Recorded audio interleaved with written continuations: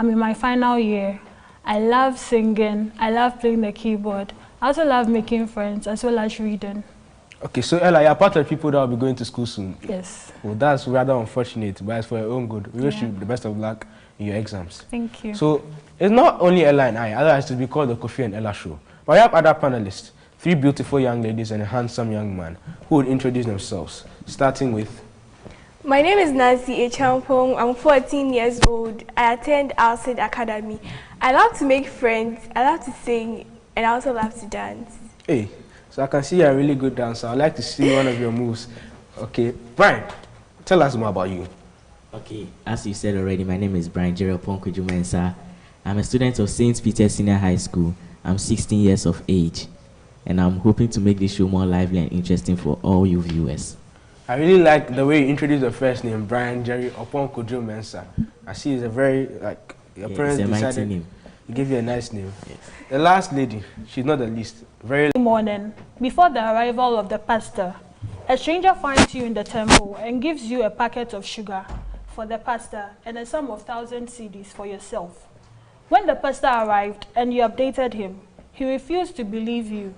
He says it is inconceivable that someone would donate a simple packet of sugar to him, the pastor, and that he gives you 1,000 Ghana cedis. So he collects the 1,000 Ghana cedis and gives you the sugar. Once at home, you unpack the package and realize that it does not contain sugar, but rather a well-counted sum of $1 million. What will you do? I'm sure right now you're wondering, hey, so will I give the money to the pastor? Will I spend it? Well, we'll discuss more about this and many more when we come back from our break. Stay tuned.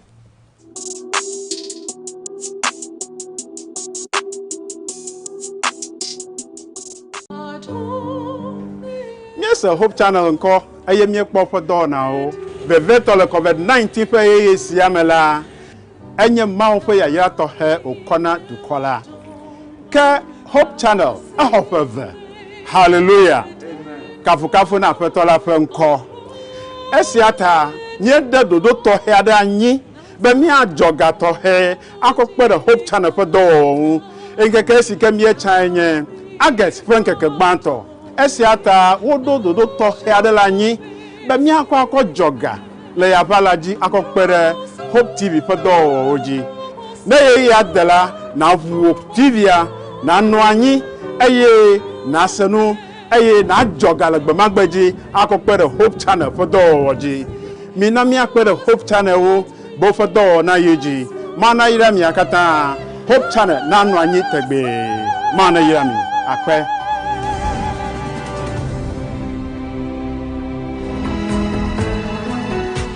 Hope Channel, changing lives.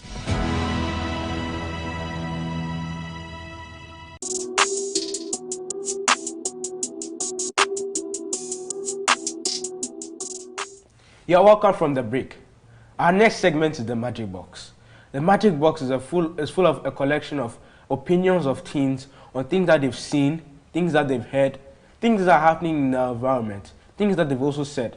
Their parents may not know about it. And so you might also have something like that. You are not too sure of it. And you want us to discuss and find the best possible solution to maybe your problem or anything that's bothering you. You can always send it in to us on the address listed below, and we'll discuss it, and we'll also get professional advice on how to address these situations.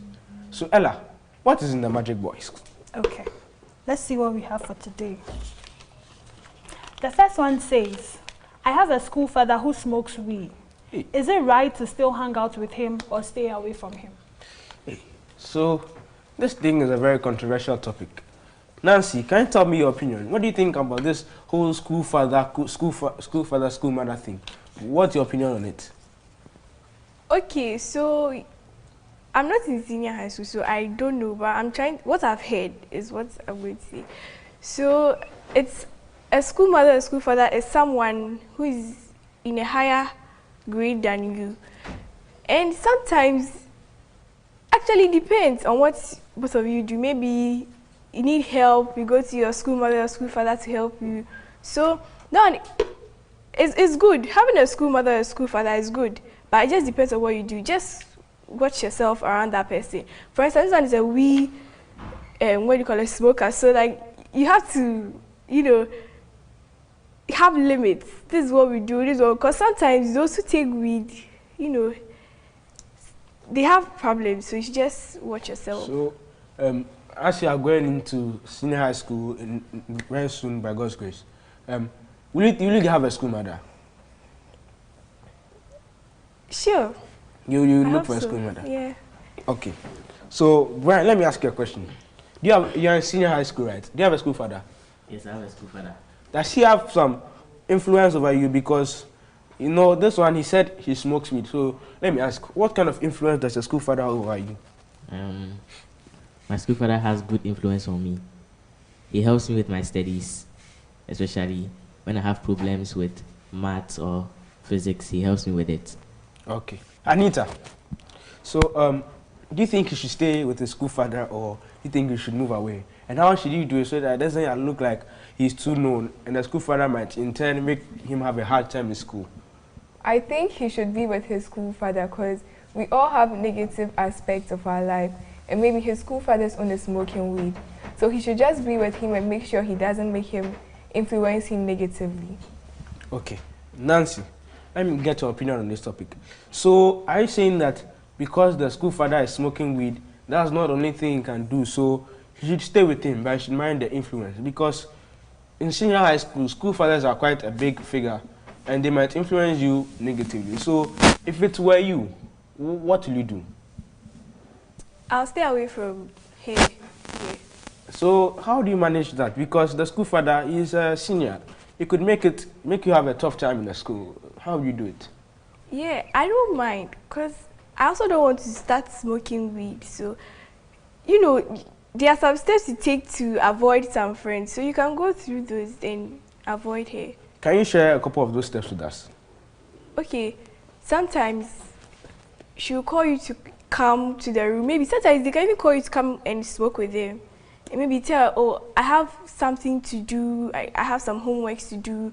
So can I be excused? Yeah, it's just that little step. You see, as time goes on. So if I'm getting correct, you're going to tell him, you're going to try and avoid him, but you can't avoid him forever. You're in the same school. It's true. But you know, if you pray to God, maybe He will help you. So what you're trying to tell me is that we should try and move away from him so that it doesn't become a negative influence. Yeah. Okay, Brian. So you have a school father. What made you choose a school father? What did you see in him that made you make him your school father? Okay, the school father I have was chosen by my mom. He was the first person I met in school, the first student I met in St. Peter's Senior High School. He was very helpful to me. He helped me pack my things. He showed me around the school, and then he told me some of the things the school authorities don't like. So. Okay.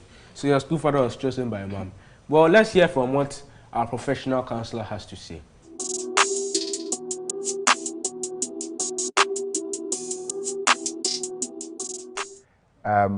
When your school father smokes weed, whether or not to be with him, it depends on you.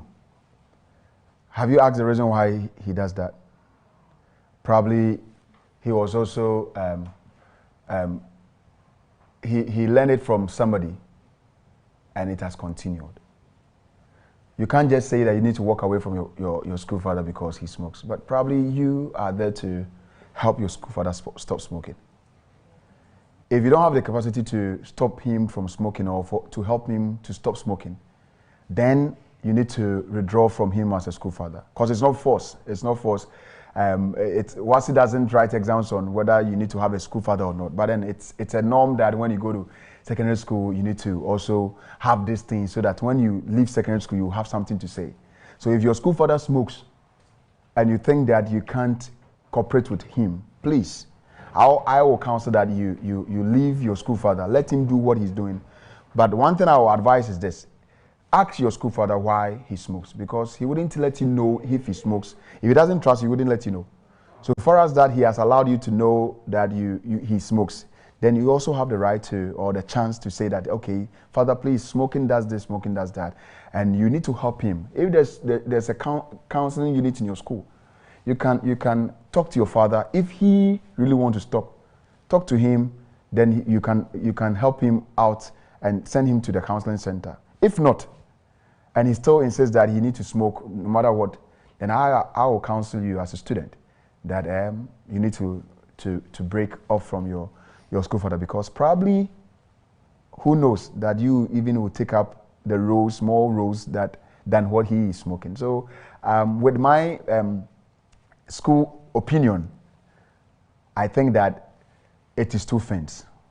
Either you talk to him to help him out, or you stay away from that school father who smokes weed. I think it's okay.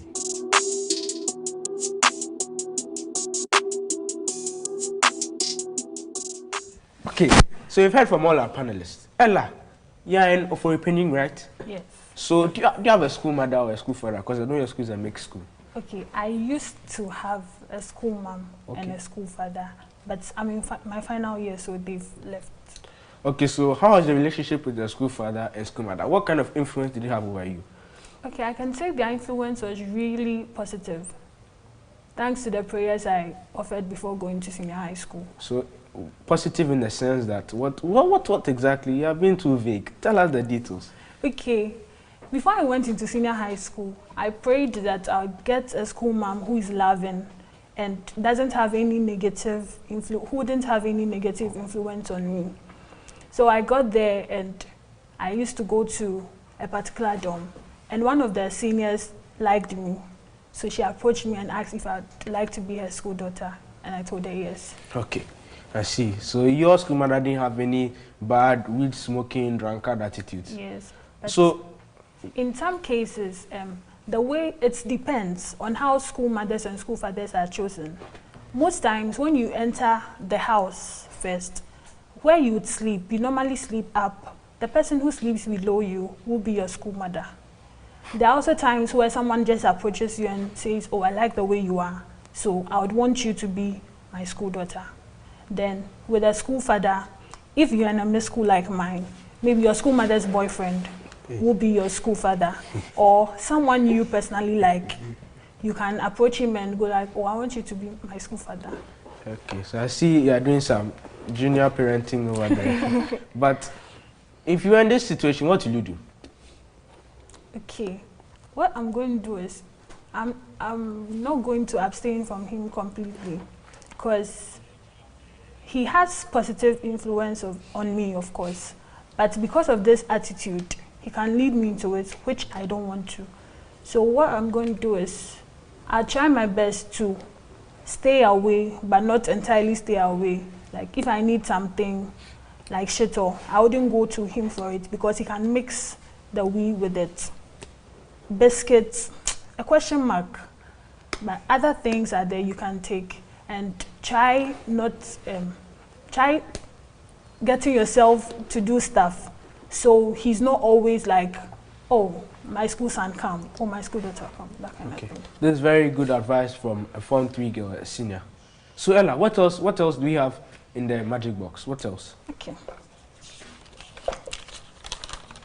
The second person has written a lot of things. I wonder what is in. Let's see. There was a time people had sex in the cupboard of my former school. Wow. So these are things that really happen in schools and our parents are not aware of. Brian, have you ever witnessed such an activity? Not in my life. Okay, so you haven't witnessed anything? No, I don't want to see. You haven't been a watchman for people doing... No way. Okay, that's interesting. So in this case, since you weren't the watchman, the person said they were the watch person. No. Okay, so we can assume the person is the watchman. Will you go and report? It's not my life. Yes. But I'll have to say something about it. So, firstly, the person knows it's not right to be having sex, children having sex. Because when you have sex, you have a spiritual bonding with the person. So you must try to abstain from those sexual acts. Okay. But the person must really report to the authorities. So you are suggesting that they should report to the school? Yes, they should report to the school authorities. But Brian, what if it's your friend? How are you going to report your friend? Me, I don't care. Hey.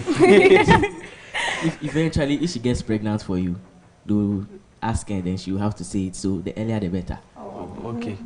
Nancy, so will you have gone to report? What will you do? Yeah, I would have, because it's not a good thing.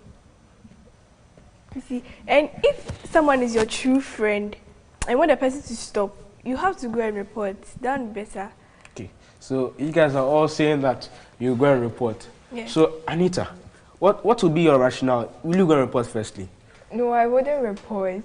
I wouldn't report them, but when I meet them personally, I would try and advise them and tell them what they did the other time. It wasn't right, so next time they shouldn't try it. So what's your rationale not for reporting them? Why won't you report them? Everyone deserves a second chance. Hey, Anita, some chances you can't have a second chance. Pregnancy takes just one time, so you can't really do a second chance with that. So you are telling me that. So if you see it a second time, will you go and report? Yeah, after I've spoken to you and you didn't take my advice, why not? Okay, then that would be like you are not being true to yourself, or? No, I spoke to you the first time about it, and you told me, oh, okay, you're not going to do that again. If regretted and stuff like that. And the next time I see you doing that, I'll report you. Okay. So Ella, what will you do? I'll not report. Why? Your person can get pregnant and it will be a whole issue. And if they find out that you saw it, you could have been in trouble. So why won't you report? Well, maybe you didn't, you weren't there when it occurred, you heard it. That's also one. Then maybe the person wasn't there. And there could also be an instance where you were there, like you were passing and you saw it. So with that, you can shout to stop them and they'll be fighting and you speak to them. We are all humans. Personally, if I see people doing such an act, I'll try and get them help, but not directly to the school authorities. There might be people in the school, this one teacher or this school worker, who will not, let's say, report, but will get them on the right track to getting out of that act, because not reporting on itself is bad because you're encouraging their act. I wouldn't want to call it sinful, but it's sinful. So we'd be encouraging that act. And then also, if you also report to the school authorities, they might disgrace the person or handle it in a way that would even encourage the person to do it more. So you'd have to find someone in particular who you think can get them very good help and would keep them on the right path. Ella, what else is in the magic box? Okay, the same person says, another thing is, on countless occasions have people been caught having sex or indulge in very bad activities which cause their dismissal. Okay, so this thing is something that happens regularly in the school and causes their dismissal. But what do you think? If you dismiss someone from the school, are you helping the person? Nancy, share your opinion. Yes, because countless times it has been going on, so that's the best thing they should do. Don't you think that if there's different people who have engaging in such an act in the school, don't you think that the problem is not with the people, the problem is with the environment in the school? Because if it keeps repeating itself. I doubt, because you know what you are doing is not good. Why do you keep doing it? That's the best option. Well, Nancy, it's a habit. So what you are saying is that dismissing them is the best option. So then they don't police the other people. Yeah. Okay, Brian, let's look at this from an individual level.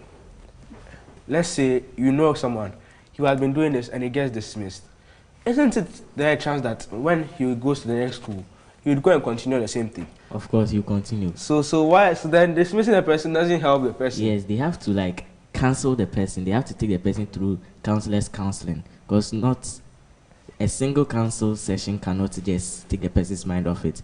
He has to go through counselor's sessions, and the person who saw it must leave the school because the school does not seem like a friendly environment for him or her. Okay. Anita, so amongst all the people I've said, if you were the headmistress, will you dismiss them? Yeah, I'll dismiss them because they've been doing it countless of times. Okay, so, but wouldn't you think about the person, the individual, that this is someone who we can help? So instead of sacking them and taking them out of the school, we can move in out of this activity. What is your opinion? Okay. Where do you draw the line? Okay. Before I answer your question, wherever you are, whatever institution you go to, there are always rules and regulations governing the place.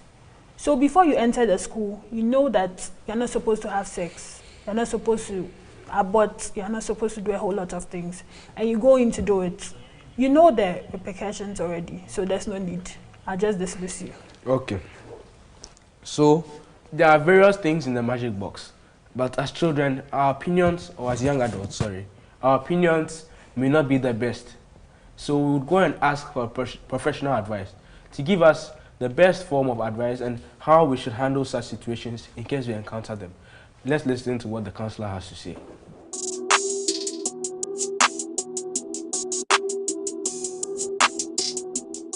Seeing people having sex just behind a cupboard in your classroom, should you rush in reporting, as you say, to choke them? And if you're a chooker in school, don't claim any title out of it, because it's not going to help.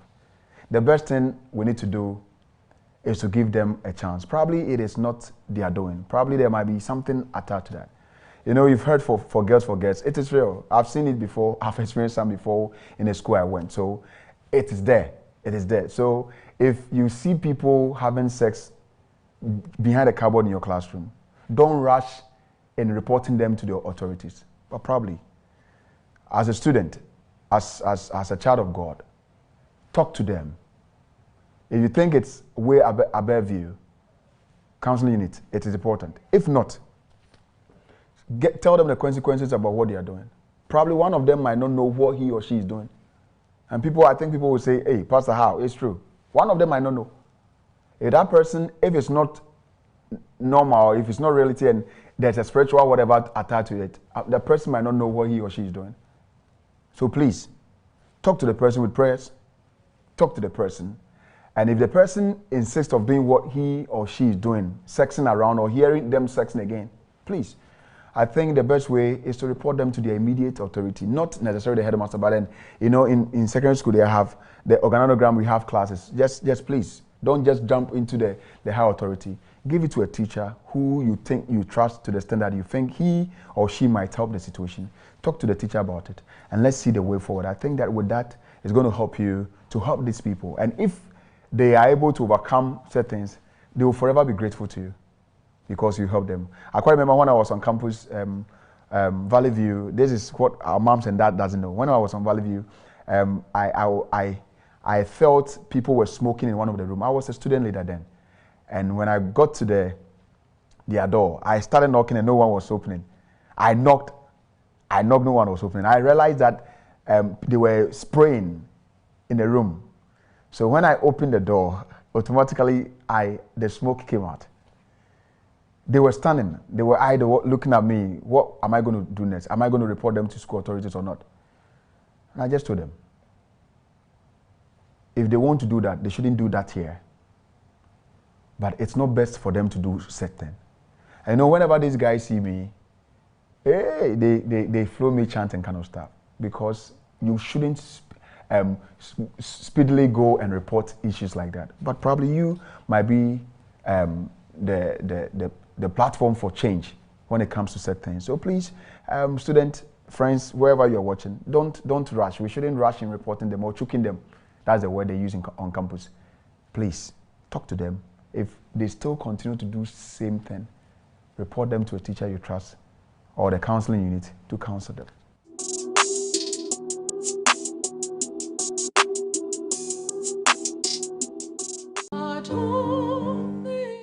When we're not given chance to enter our churches, Hope Channel was with us 24/7, and it has been with us and helping us to get the messages that God wants us to have. Sir, TV station yi aye bibia TV ahodo bebre enyeye. Now Hope Channel is about to celebrate a second year. Etimi sewa wutie se ubetimi ayi usika kakra e de aboa Hope Channel. Na bra wo de kakra ba me de kakra ba no. Ye betimi atoa ama yenya bebre, so that Hope Channel will continue to live with us and it will continue to transmit messages of hope to us, and it also helps us to grow spiritual. Yɛwɔ nhyira ɛwɔ Yesu Kristo din mu. Amen.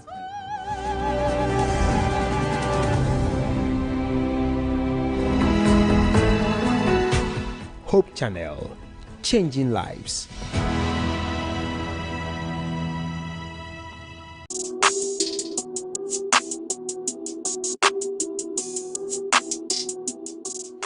So this person has given us so many issues to discuss. Ella, does she have any more problems? Yeah, I think there's a last one. Hey, this one I'm sure to be very interesting. Yes, very, very interesting. Ella, what is it about? I have a boyfriend. Hey, you have a boyfriend. I don't know the age, so I can't comment. Nancy, do you have a boyfriend? No, please. Brian, you have a girlfriend? I won't deny anybody here. Hey. So, I have a girlfriend. How many? Let's just say 3. Hey! Brian, so you are following King David. You are not doing 1, but 3. Anita, do you have a boyfriend? Not yet. Not yet, so it means you are planning on... Yeah, obviously, yes. Hey. So you people are trying to say I'm the only one singing here. Yeah. Yes, please. But we've not heard from him. Yeah, we've not heard from Oh him. no, please, I'm single. I'm not ready to mingle yet. Kofi, are you sure? Oh, Ella, pa. Ella, you. Do you have a boyfriend? You have a boyfriend. Yes, I do. Hey, how old is he? Oh, really? I guess I'm not the only one singing So here. he's also a sugar daddy. Oh, no. Okay. So, what's our take on this whole boyfriend issue? Nancy. I don't think having a boyfriend is a bad thing. Okay. It's just like, let me say, Ghanaian mentality. Hey. Because when you say boyfriend, then something else pops up. A boyfriend is someone who you trust. You guys have the same thing in common. Like, you know how to have fun together.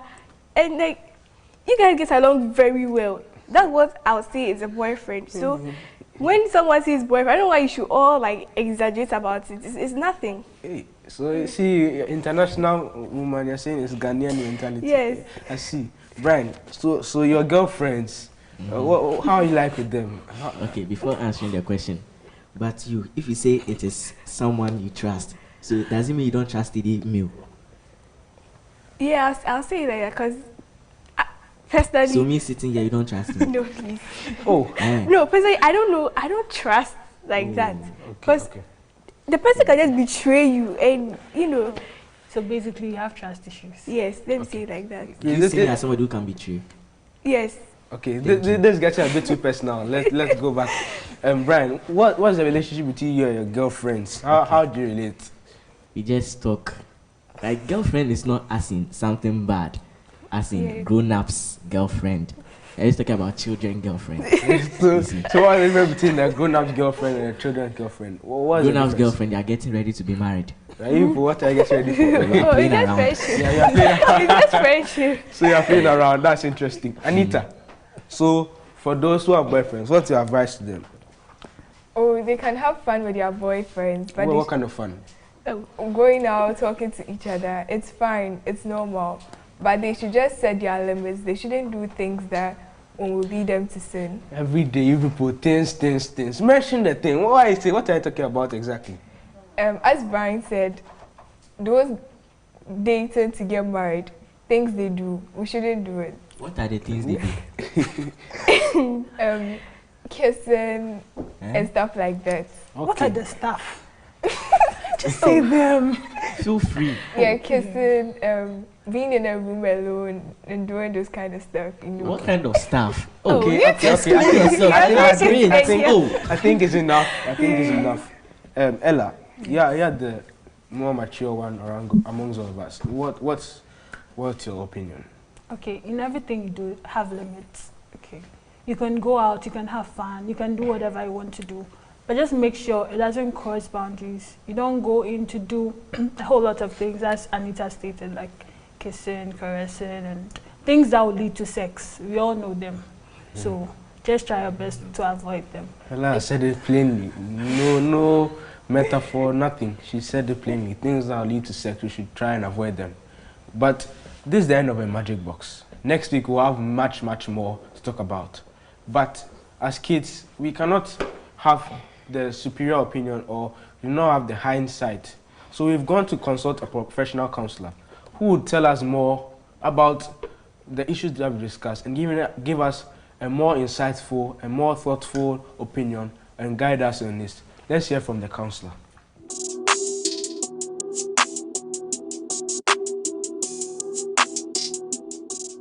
Another question you guys asked, and I'm so happy about it to talk about, is the boyfriend-girlfriend stuff. I think that we need to understand the meaning of every word we use, friend. You see, in your classroom, you have classmate.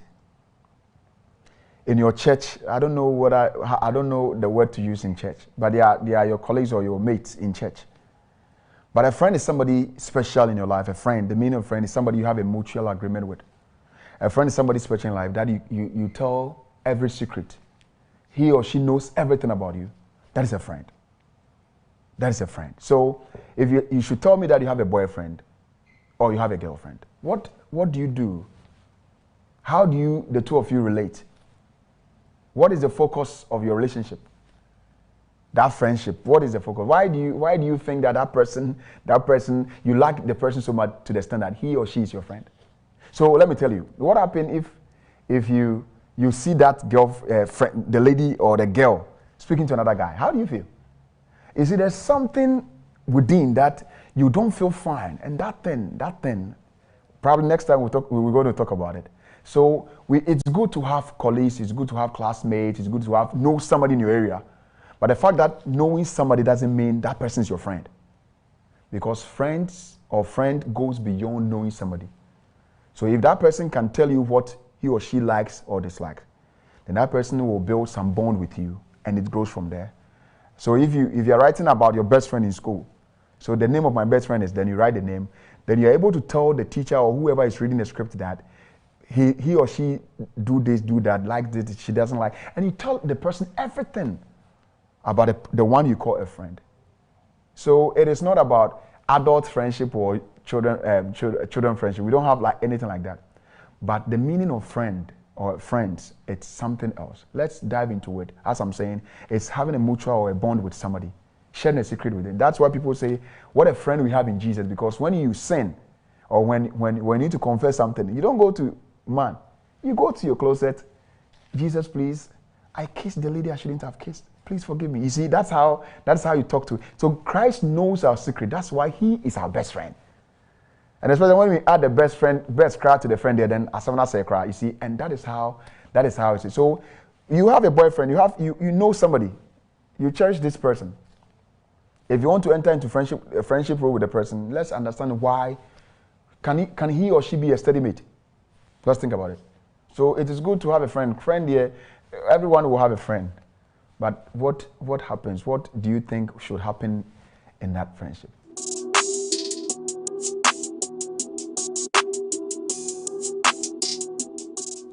You're welcome from the break.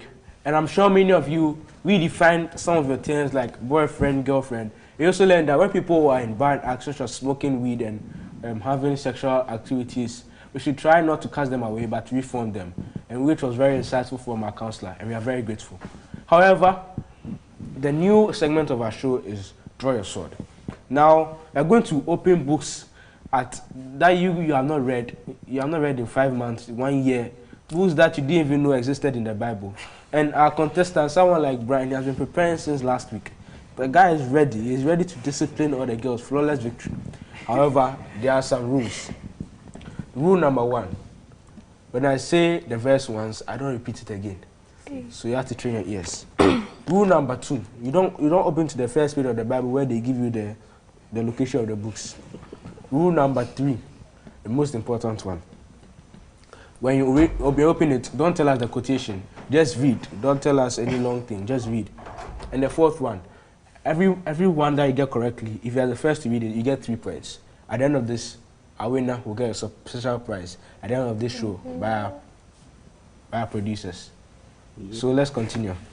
So our first text, we're going to the book of Nahum. Some of you didn't know there was a book called Nahum, but let's go. Nahum chapter 3, verse 13. Nahum 3:13. Charge. It's right.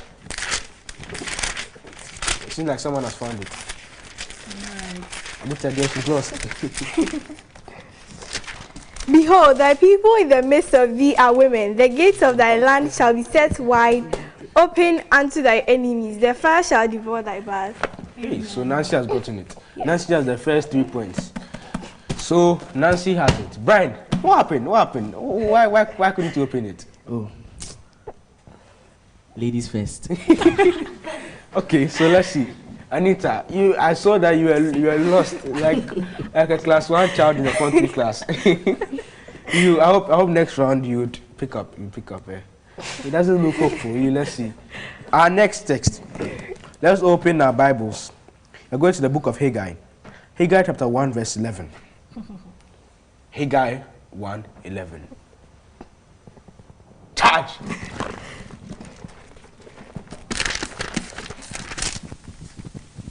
And I called for a drought upon the land, and upon the mountain, and upon the corn, and upon the new wine, and upon the oil, and upon that which the ground bring forth, and upon men, upon the cattle, and upon the labor of thy hands. Brian, that's why I start from ladies first. John 3:15. Charge.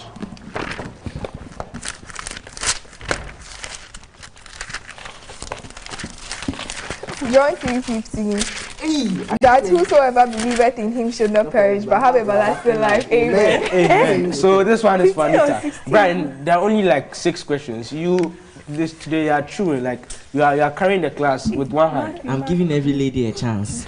Brian, but there are only 6 questions. How can you give them a chance? 6, and we've gone through 3. You have done half. Oh, yeah, 3. The remaining 3 are mine. Brian, are you sure? Don't worry. Ella. If I disappoint you, don't worry. Ella, so do you think Brian can come back? Oh, there's hope. There's hope, eh? Yeah, you can give me a chance so I can do Okay. myself. So, carry your sword. We are going to Lamentations. Lamentations chapter 3, verse 61. Lamentations 3:61. Charge.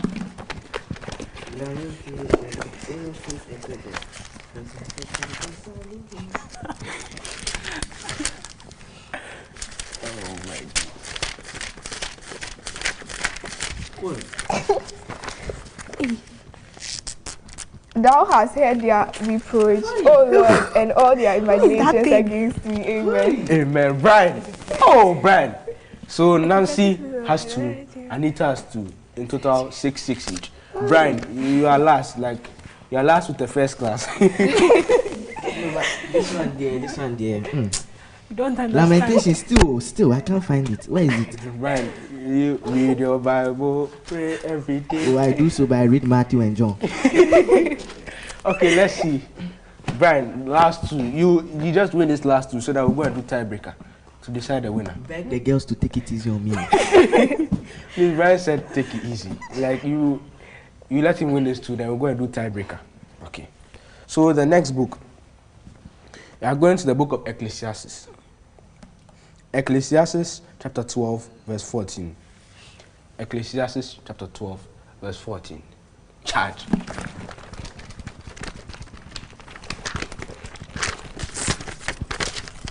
Go ahead.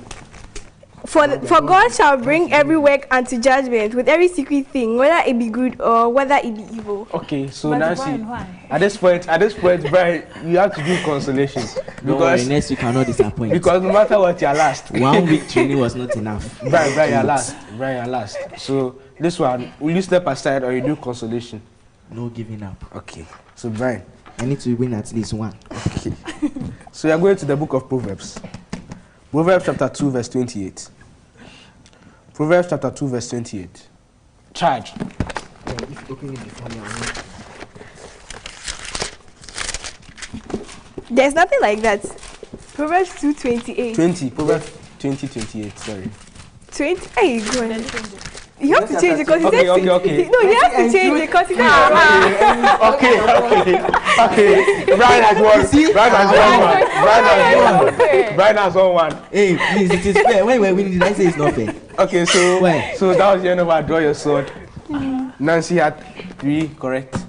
Anita had 2, and Brian Why did you disgracing save me for the last? Brian disgracing the male gender had 1. Okay, so I'm very bad, interesting. a very interesting, tightly contested draw your sword between all our contestants. I'm sure you might have beaten someone. We all know who you beat, but next, we have our topic of the week.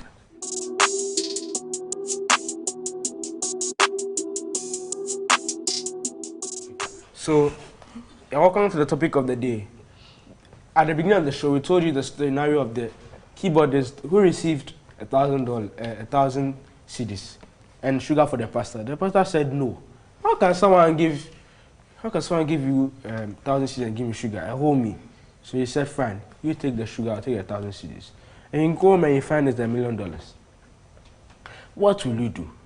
I'm sure some people are like, let's return to the pastor. People are saying, oh, what return to the pastor? I have the $1 million. Let me go and buy a few things and, make happy.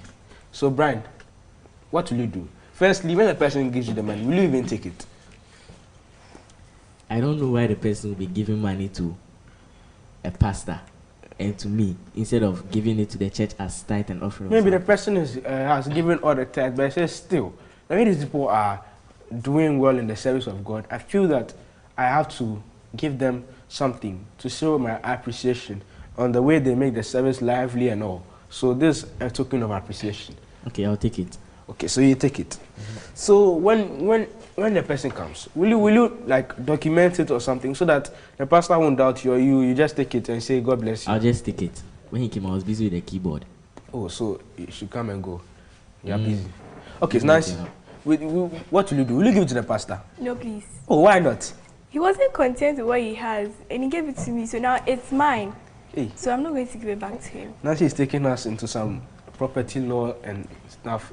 She's saying now it's hers, so she shouldn't give it to the pastor. Anita, what will you do? I wouldn't give it back to the pastor. Why? He was supposed to appreciate what he had. But what if you were the pastor?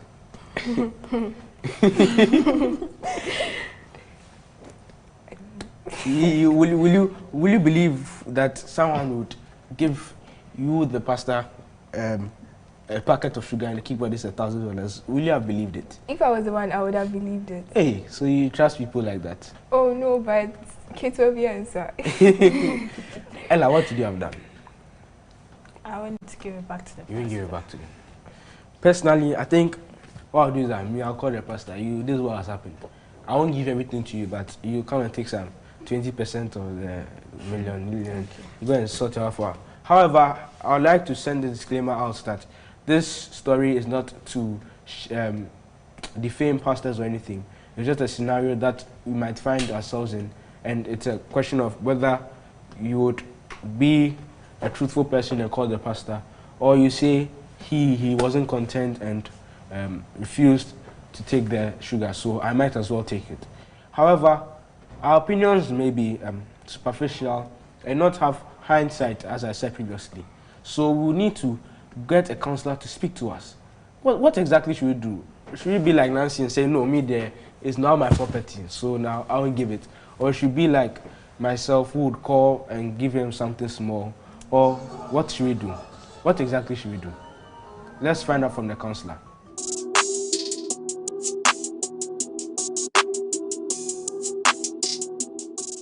The last for the day, the story, the church organist or the pianist in the church, somebody giving him or her a donation to be given to the pastor, 1,000 Ghana cedi and the sugar. And the pastor coming to say that, no, how can somebody give me sugar at 1,000? Said, take the sugar and give me the 1,000 Ghana cedi. Well, you heard them saying that if it were to be me, I won't give it to the pastor because, well, he was not content with what. It's true. But let me ask this thing. What if it's a test that probably people want to know that indeed whether you are truthful in life? What if somebody have said something against you and people are saying, no, you can't do that. So that test came out. So when you return to see that the sugar consists of this so much of money, you won't give it to the pastor. I don't know. But morally, if you want to excel as young adult, be truthful in everything. Don't be lying. Don't be speaking lies. Because you know, John 8:44 says the father of all lies is the devil. So you need not to lie But let's be truthful to ourselves so that people around us will know that indeed that person is truthful. For instance, if Brian is very truthful in life and something happened or somebody is witnessing falsely against him, you who knows Brian would say, no, that's not how Brian is. And that should tell you how truthful Brian is with people around him. But if Brian is not truthful, he is not, people say, oh, it probably might be him. And that's not how we need to live this life. But morally, it will be right to say yes when it is yes and no when it is no. So my sisters, my brothers and sisters, it is beautiful sometimes to try to lie to save yourself. But morally, or as a Christian, every lie be lie. We don't have a big lie or a small lie. Because lie, it is not what Christ wants. So please, we should do our Hannah's best to give everything to the pastor. What if when the money belongs to you, but they just wanted to test you to see whether you are truthful indeed? How can they ensure trust in you when they should leave the whole church property in your hands? So please, morally, don't say that the pastor was in contempt. Give it to him. Give it to him. So this is what I can say, and I think that we've learned something out of it. May God bless you, so that as we are going on as young adults, wherever you are, these things in our life, we're going to apply it so that, hey, who knows where you're going to be. So please, let's stay safe and let's heed to things senior ministers or father, mother, or senior brothers, sisters tells us about life, and it's going to do us good. Thank you so much for having me on your show.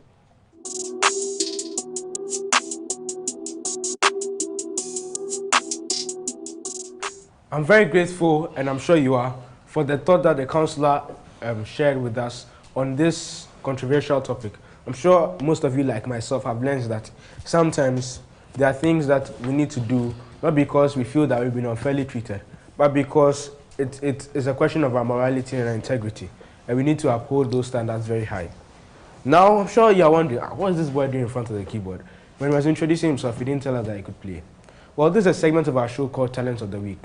It's a platform where young adults can record a video of them showcasing the talent that God has blessed them with and send it to the email address or the phone number via WhatsApp below. Today, I'm the talent. And when you are recording your talent, it doesn't need to be a camera. You can just use your phone, take a nice video of you performing a talent that God has blessed you with. And who knows, next week it could be your talent. Well, today, I think you should stay tuned and listen to my talent.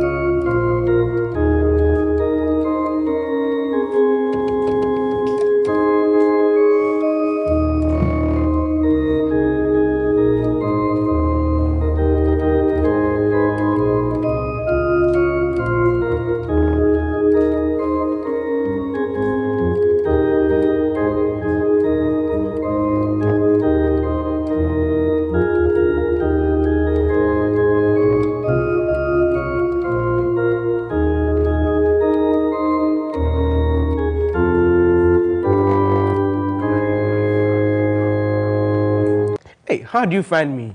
I'm sure you are very intrigued. Yes, I'm indeed a man of many talents, but I'm not playing my own trumpet. You can always call me and I'll be willing to come and play at your events and parties. But don't worry, you can also be featured. All you need to do is to send your talent via video to the WhatsApp and email addresses below, and you could be featured. Next up, we have our tips for the week. Over to you, Ella. What is it about? Thank you, Kofi. As the president declared, some of us will be going to school. Some of us will also be at home. Those at home and those in school, we all have to take precautionary measures to prevent us from contracting the disease that is widespreading. Those of us who are going to school and at home, we always have to maintain a distance of 3 feet minimum when outside. If you don't really have anything to do that's so important in town, please stay home, don't go out. Always wear your face masks when going out, and always make sure you're protected. Have your alcohol-based sanitizers or rubbing alcohols with you, so you use them anytime. I hope you are adhere to all these protocols. Stay safe. Okay, so that's it for our show. I'm sure you must have been very excited and looking forward to our next episode. Don't worry, you'll be seeing it soon. I'm very glad that I could spend this time with you, discussing issues that bother us and myself as well. And I'm very grateful to our counselor for spending time with us young adults and discussing issues that will benefit us and guiding us in the right way. I'm most grateful to my panelists who have spent time and given us their views on different topics, and we are very grateful. Ella Brown, how can I say thank you? But we are grateful for having you on our show. And until next week, our message for you is stay home and stay safe. Bye. Bye. Bye.